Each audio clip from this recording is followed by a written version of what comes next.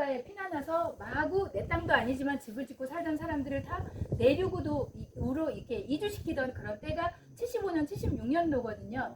그때 이제 새마을 사업이 시작될 때 여기도 이제 새마을 사업을 제일 먼저 여기다 대고 하는 거예요. 왜 여기가 제일 먼저였냐면요. 모래바람이 계속 불어서 여기가 사람 살기가 정말 힘들었어요.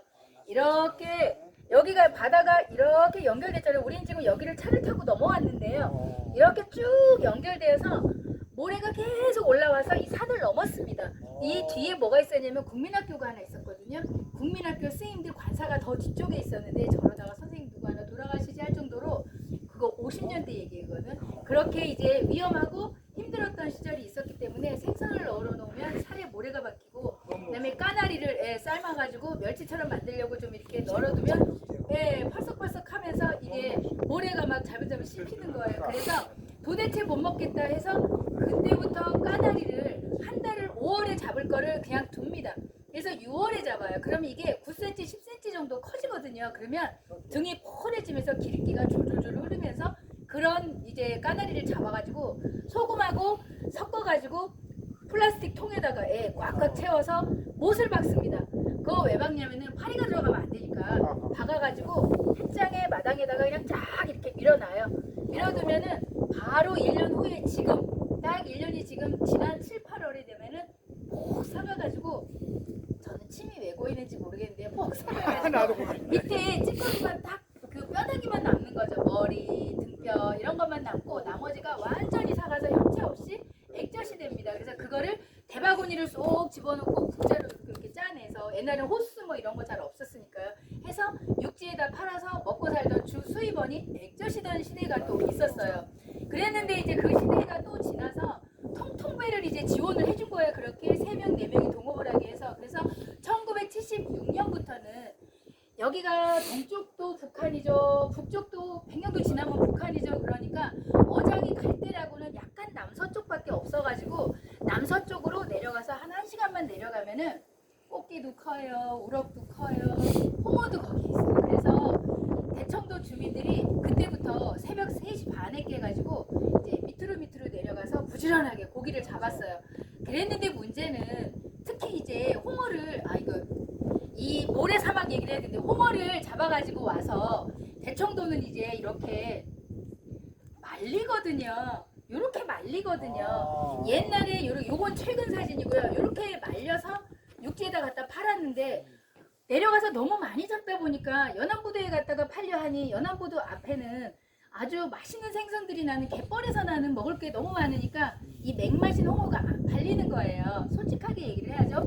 그래서 다 안 되겠다 그래서 군산까지 내려갑니다. 그래서 군산까지 내려가서 홍어를 파는데 홍어가 팔려요. 그 다음에 이제 가을 거지 때는 여기가 땅이 없으니까 겨울 동안 이 대청도 섬 사람들이 먹고 살아야 될 곡식을 대신 가서 이제 바꿔가지고 오는 거죠. 목포, 영산강까지 가가지고 곡식하고 바꿔서 물칸을 다 닦아가지고 거기에 곡식들을 또 채워가지고 옵니다. 그런데 이제 문제는 쭉 내려가는 동안에 이렇게 따뜻한 날씨에 물칸 뚜껑을 딱 닫고 내려가면은 김치를 해서 밖에 내다 놓으면 우리가 삭는다 그러죠. 발효가 된다 하잖아요. 홍어도 이게 뚜껑을 덮고 쭉 내려가면은 이것이 뚜껑을 거기 가서 탁 팔려고 열으면 암모니아 냄새가 콕 나면서 찐이 줄줄줄 나면서 이렇게 탁 찍어서 들어보면은 가관이에요. 근데 그게 그 아랫지방 사람들은 그거밖에 안 드셔보셨으니까 이제 반쯤 삭힌 홍어를 굉장히 좋아하셨어요. 그래서 늘 거기다 갖다가 이제 파는 거고 그렇게 팔고 올라오면서 다시 이제 놔놨던 낚시를 다시 이렇게 걷어 올리면 허연 배를 갖고 있는 이제 홍어가 이제 낚시 하나에 하나씩 또 올라와요. 그걸 가지고 집에 와서는 원래 하던 대로 이렇게 말리고 이제 그 다음에 요렇게 자 홍어를 딱 뒤집어 요건 암컷이에요. 수컷은 이제 뭐가 2개가 있어갖고 제가 조금 그래서 안 갖고 왔어요. 예, 그래요. 그래서 이 암컷이에요. 암치 여기 뒤집어 놓고 땅콩 모양으로 이렇게 오려서 뚜껑 딱 열면은 요게 딱 들어있죠. 간이. 그 다음에 쓸개가 딱 보입니다. 그래서 그 쓸개만 딱 건져내고 손으로도 이렇게 뜯어낼 수 있을 정도로 홍어는 손질하기가 쉬워요.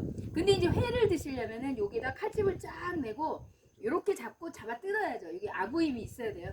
뜯고 뒤집어서 또 그렇게 해서 이렇게 해서 날개 하나만 벗기면 온 식구가 배부르게 먹을 수 있으니까 그렇게 해서 찬물에다 착 담가놔서 촥 피게 한 다음에 피를 쭉 빼가지고 꼭 짜서 안하고처럼 그렇게 해서 저희 집은 드셨어요.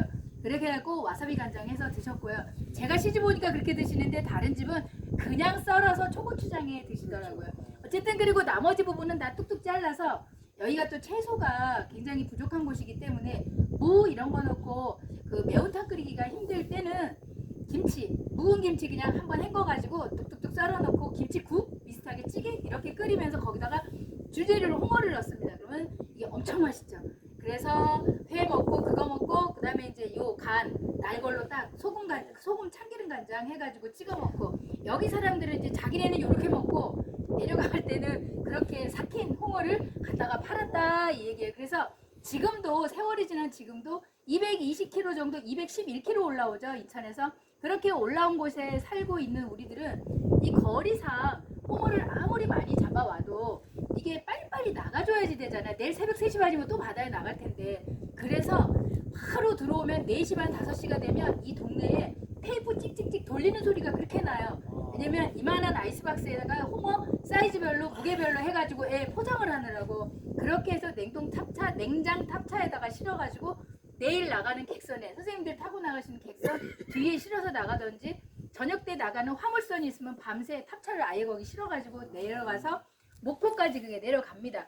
인천에도 팔지만 목포에 많이 내려간다는 이야기를 지금 하는 거예요. 그래서 그렇게 해서 홍어가 목포 쪽으로 내려간 다음에 목포는 그래서 예전부터 삭힌 홍어를 드셔버릇 하셔가지고 전국에서 삭히는 기술이 최고입니다.